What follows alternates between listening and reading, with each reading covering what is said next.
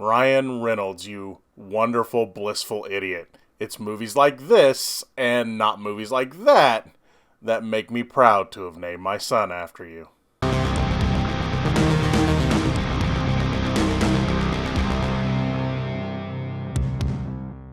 Hey everybody, what's going on? Today we're going to be talking about a movie that takes us inside of a video game that's, well, we'll just say it's not Fortnite and not a PG or PG-13 version of Grand Theft Auto. Today we are going to be talking about Ryan Reynolds' new movie, Free Guy. I will warn you, there might be some minor spoilers in this, but really, this is one of those movies that I'll just say, if you saw the trailer, you should know what to expect. But there is one nice little surprise in there during one of the battles that I won't give away, but I'll kind of hint at why it's good. I'll say this: this movie does not reinvent the wheel. For those that don't want anything spoiled, the movie does not reinvent the wheel. It's pretty predictable. It uses probably every video game trope I've ever seen. That being said, sometimes that's all you want. And this is one of, if not the most fun movie in theaters this year. I had a lot of fun at this one. If you want something, I mean, now don't get me wrong, the Suicide Squad was a lot of fun, and I really love it. But this one is, it's not R, so everyone could go see it and have a good time. And it's just one of those movies where Ryan Reynolds is in his element, where he plays, as I said in the intro, someone that's blissfully stupid, and he's perfect. But then his character has to evolve. And he can actually pull off that evolution. So I do really recommend this one. It's a lot of fun. If the trailer did not interest you, it's not going to change your mind. But if you thought the trailer made this movie look like it's a lot of fun, it's exactly what you're hoping it's going to be. What this movie is about is we start with Ryan Reynolds' character, and he lives... he doesn't know he's in a video game. I mean, the trailers have already given it away, but that's okay. He just is living this life where he's a bank teller. They get robbed all the time. He sees chaos all the time. But they all live in blissful, idiotic harmony, right? But, of course, we find out through... a player that is trying to gather evidence on the game because she says that the creator of the game stole her coding for another video game and didn't give her and her partner credit for it. Through her, he learns a lot about life. He's looking for changes. He just has something inside of him. Guy does. He just has something inside of him that's telling him that there's more to this world, right?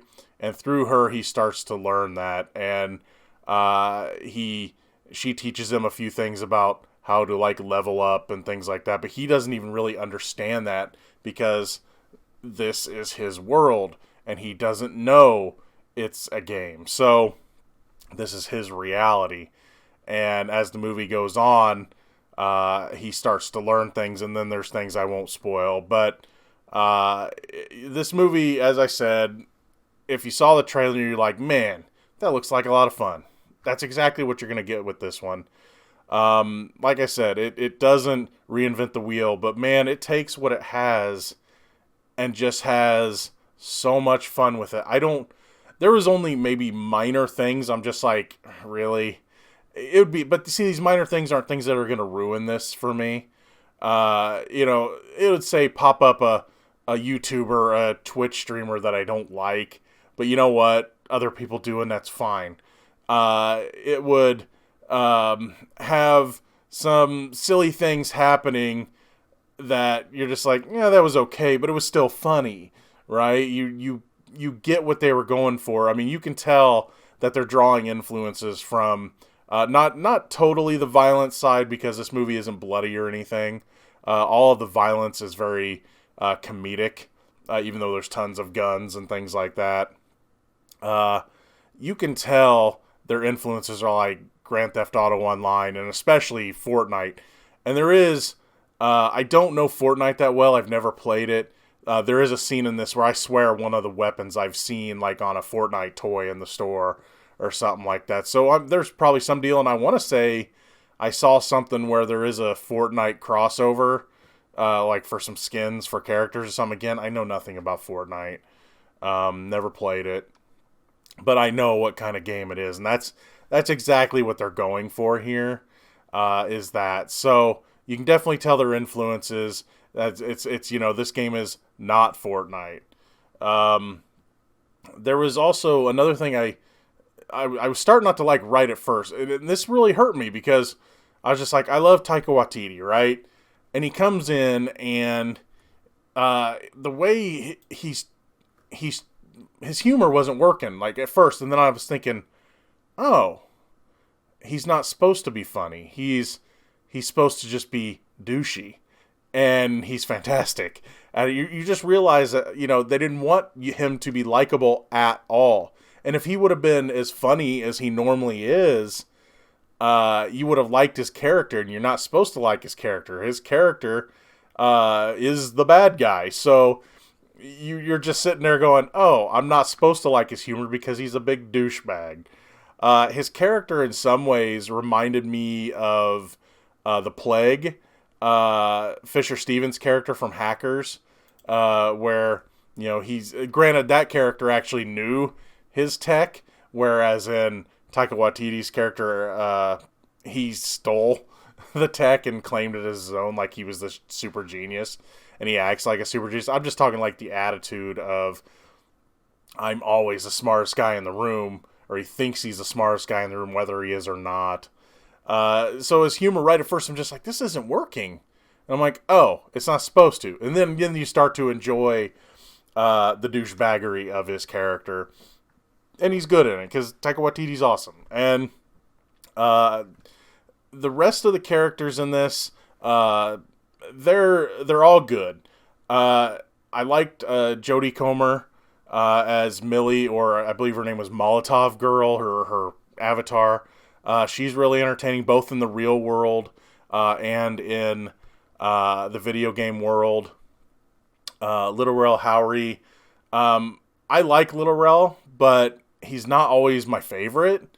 But in this, I really dug him because him and Ryan Reynolds, they play Guy and Buddy, right? So, I mean, such original names for this company's video game, right?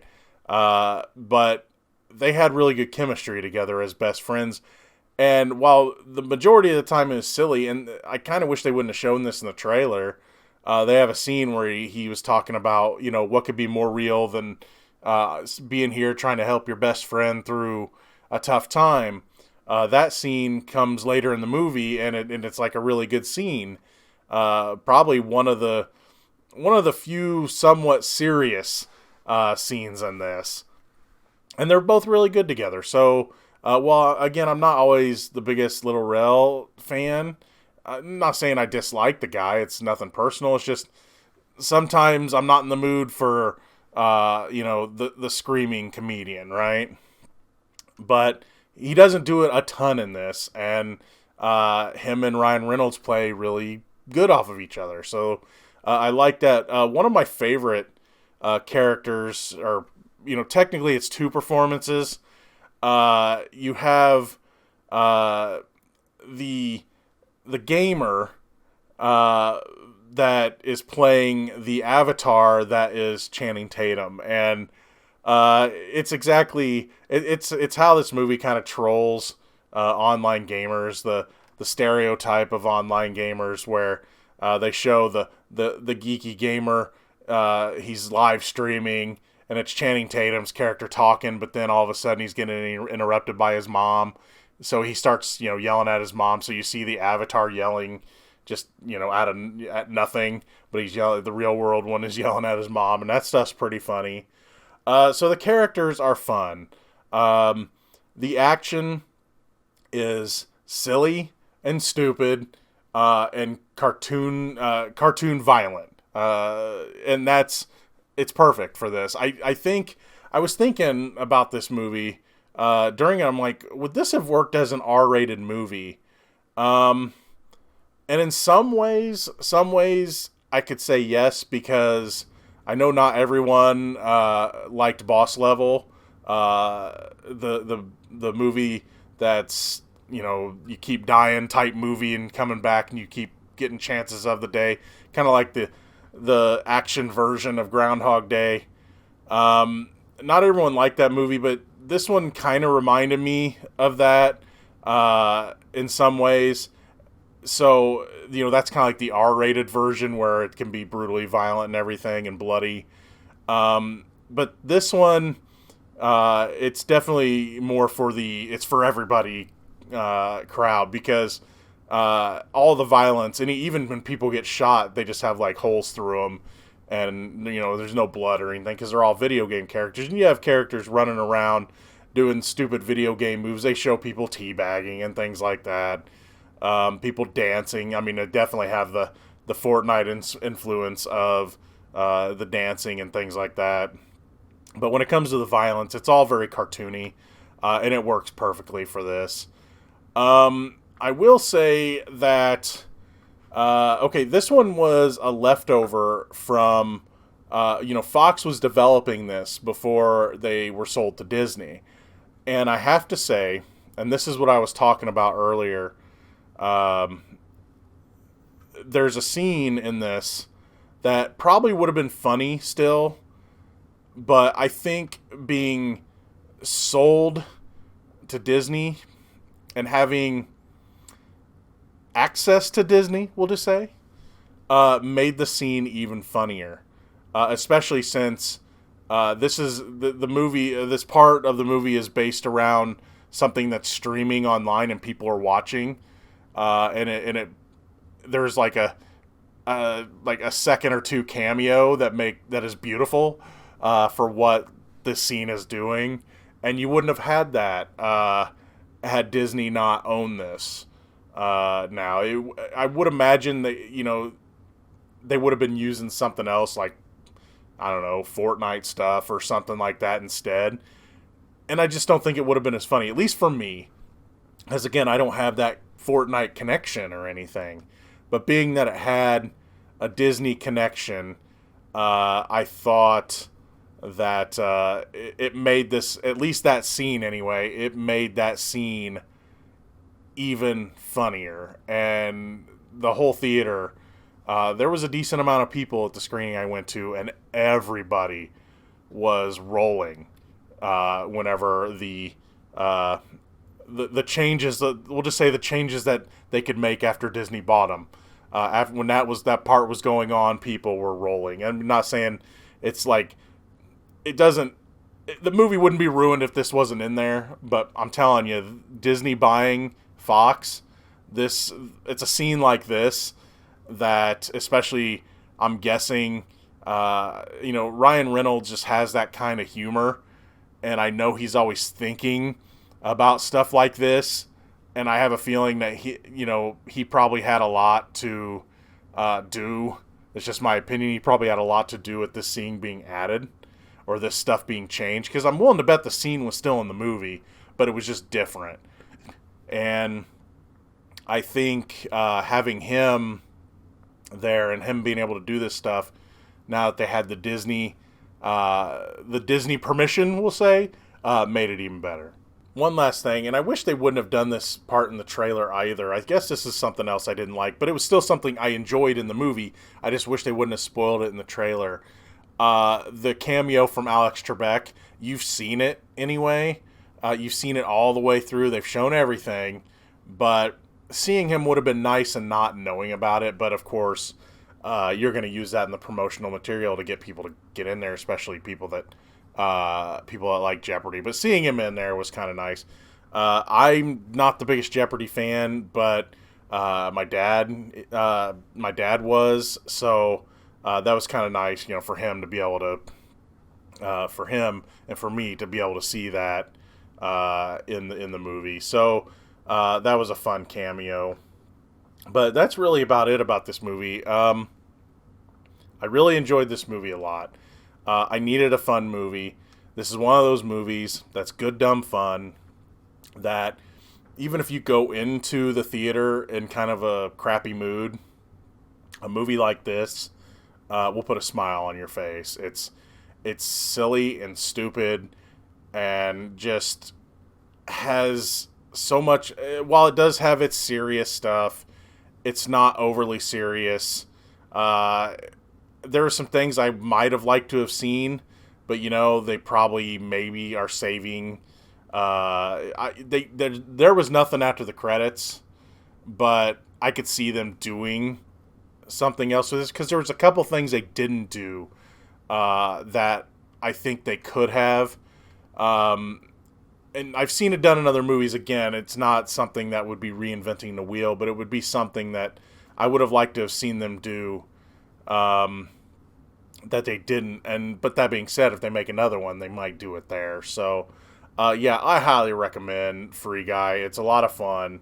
I can't wait until, especially my youngest son. My oldest son probably wouldn't think too much of it, but my youngest son is the big gamer in the family, and I just know him watching this, he's going to have a heck of a time. Especially, I know he'll dig that part I was talking about earlier, the stuff that happened because Disney owns them now. I think he would get a really big kick out of that. But he'd definitely get a kick out of the, just the way this movie feels. It feels like a Fortnite game, and he'd probably get a kick out of that. So I highly recommend it. Go see it. It's in theaters. Again, though, if you saw the trailer, it's not going to change your mind. It's not one of the movies where, the trailer's just okay. Or you didn't like the trailer, but you saw it and you're like, I was wrong about that. No. You like the trailer, you're going to like the movie. You didn't like the trailer, not going to like it. Me, I liked the trailer. I thought it looked like a lot of fun. You know what? This movie gave me everything I was hoping for and then some, and I had a good time watching it. Anyway, that's all for this one. See you later.